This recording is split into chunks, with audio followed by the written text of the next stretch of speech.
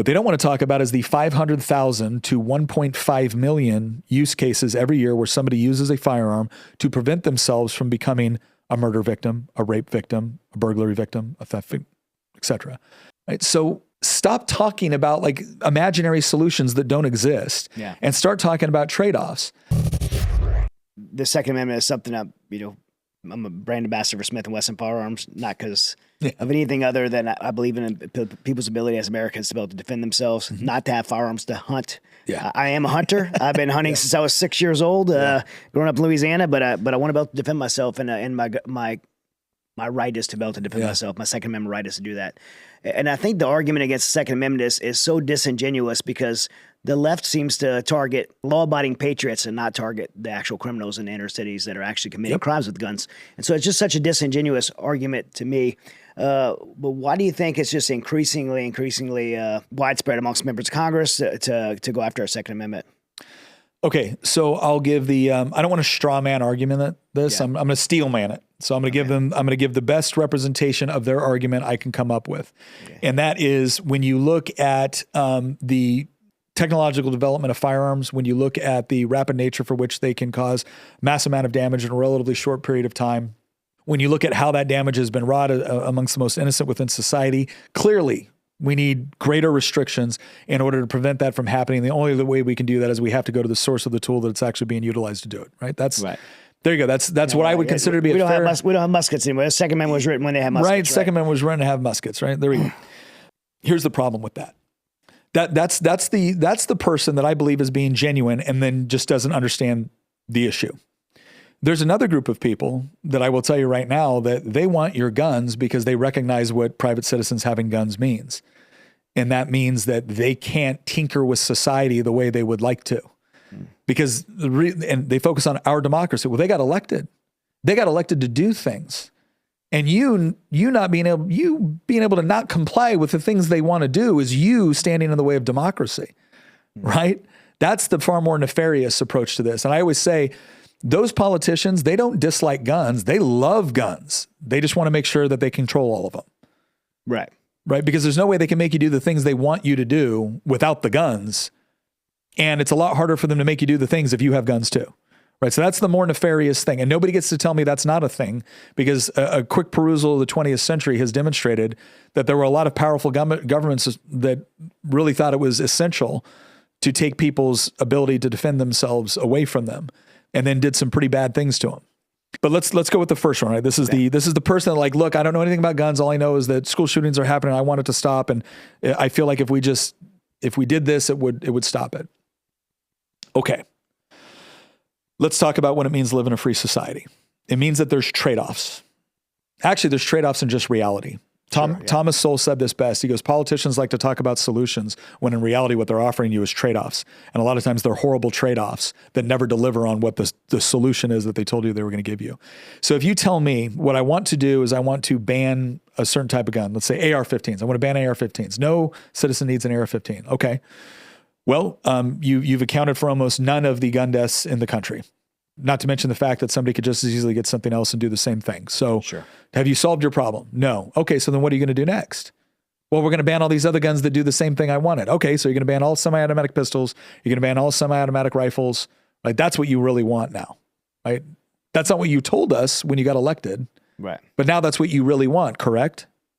Yeah. Well, yeah. Okay. Well, now we're going to have to look at the overall gun use statistics within the United States because you like to talk about the 33,000 deaths, 2/3 of which are suicides, which are very tragic. But I don't think you can reasonably say we should restrict your gun rights because somebody else used a firearm to kill themselves. When we look at the remaining third, now we're talking about homicides that took place usually as a result of gang violence within the inner cities. And then you have a whole host of other cases, which are a much smaller percentage. What they don't want to talk about is the 500,000 to 1.5 million use cases every year where somebody uses a firearm to prevent themselves from becoming a murder victim, a rape victim, a burglary victim, a theft victim, etc. So which is why I want my Second Amendment right. So there's your trade-off, right? Yeah. There's your trade-off. From a criminal perspective, your trade-off is you are hoping that if you restrict my ability to own a gun, someone that has never committed a crime with a firearm, you are hoping that it will reduce the number of gun-related deaths on this side of the ledger. Which is about less than 10,000.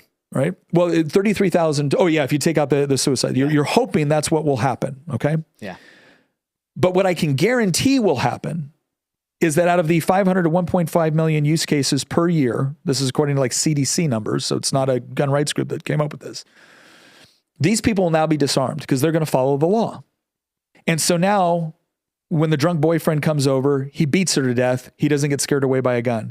Now, when the guy comes in and robs the liquor store, the guy gets robbed or hurt. He doesn't scare the guy away with a gun, and so on and so forth. And are you going to bear any responsibility for the people that have now been hurt because you denied them their right to be able to defend themselves? And the answer is no. And the reason why you know that is because of the way they look at gun statistics. If the drunk boyfriend shows up and beats her to death, that doesn't increase the gun-related homicide statistics. If the drunk boyfriend shows up, starts to beat her, and she shoots him and he dies, that negatively impacts the gun statistics. So here's the question. Is society better or worse off that she had a gun and shot that guy? I would argue it probably is. For sure. I would argue it probably is. Yeah. Right? But it gets used in their use cases of, well, this is why we need more gun control. That was a gun homicide.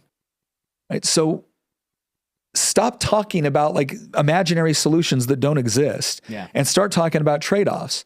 Because in the real world, you have to bear if you deny somebody access to their right and they get hurt as a result of it, you bear responsibility for it. Now, if you protect somebody's right and they misuse it, you don't bear responsibility for that. They misuse their right. They now need to be punished for it. Because ultimately, if my ability to defend myself or any of my rights, any of my civil liberties, if those civil liberties are completely dependent on whether or not somebody else abuses theirs, then they're not rights anymore. They're simply privileges. And what you've done is create a perverse incentive. You want to take guns? Well, then if somebody shoots somebody, you now have moral justification to take my guns under that worldview because my rights no longer exist the moment somebody else abuses theirs. Is that really the sort of society you want to live in? Because it's not a far jump from, well, I think what you said causes violence. And so you don't get your freedom of speech anymore because you've used it in such a way that causes harm to others. You've abused it, you lost it, right? And no. And everybody loses it. Everybody loses it. You abused it, so that guy loses it, right? That's the way that we're conducting law now in a free society. Yeah, it's not a free society at that point. So, and that's just on the criminal side. There's a whole nother element to the Second Amendment. What do you think? I mean, I want to ask you to be a conspiracist and join me in this conspiracy theory here. But what do you think's the motivation behind it? And I want to ask before you answer it on the most nefarious end. Yeah. Because I think when you look at what the motivation would be in the most nefarious end, that would be our biggest, like the biggest threat to us as citizens. Sure. If I want to control a society, that society's ability to resist me is problematic. And so it has to be one of the first things that I isolate and do in order to ensure that whatever my edicts are, whatever my vision is for society can be effectively carried out. Because if you have the ability to resist, then that's a problem for me. Now, I can't just come right out and say, hey, I really want to run your life for you, and that's why I'm going to take all your guns away so you can't resist me. I have to create a morally plausible condition in order to get you to hand over your guns. In fact, in order to get you to join me in trying to take other people's guns away.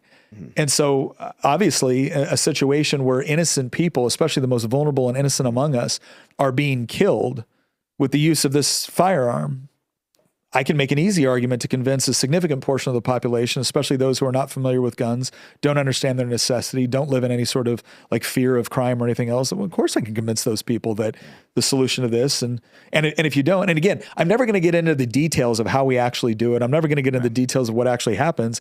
I'm just going to create a binary choice where you either want to save kids' lives or you're a gun nut. Yeah. Right. And then I'm going to pound that through arts and entertainment, through music, through TV shows, through after-school specials. I'm really going to talk about it a lot to your children, right? Because if I can't convince you, because they have government school, if I can't convince you, I'm going to convince your kids. And they grandstand on every tragedy. And we're going to do walkouts, and I'm going to encourage them in those walkouts, and I'm going to ask them to write letters to congressmen talking about dealing with this problem, how they do it. And I'm going to create this constant narrative over and over and over again within your kids. So by the time that they're 18, 19, 20, not only do they not care about guns being taken away, they're actively participating in that process, because they not only they're not just taking something away, they're part of the moral solution for society to keep kids safe. That's an unassailable goal. Yeah. So that's what I do. And then over time, over half of you give your guns away.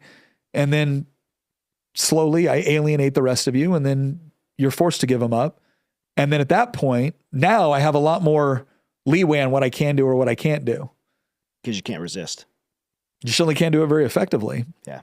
I do find it funny too that when you got people like Joe Biden saying things like, "Oh, you're going to stand up to the United States military? You think you can do that with small arms?" I'm like, "Well, I just called the Taliban, and it turns out yes."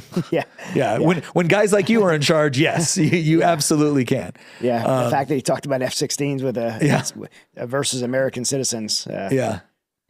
Well, and when it just goes to show the mentality too, because increasingly, when it comes to leaving billions of dollars worth of military equipment and giving them hundreds of millions of dollars and essentially bribes to the Taliban, that's fine. Sure. That's just what we got to do. That's the practical reality. But when it comes to bombing U.S. citizens, if it means getting your guns, well, you're traitors anyways. Right. Yeah. Right. You're an oppressor. So, yeah.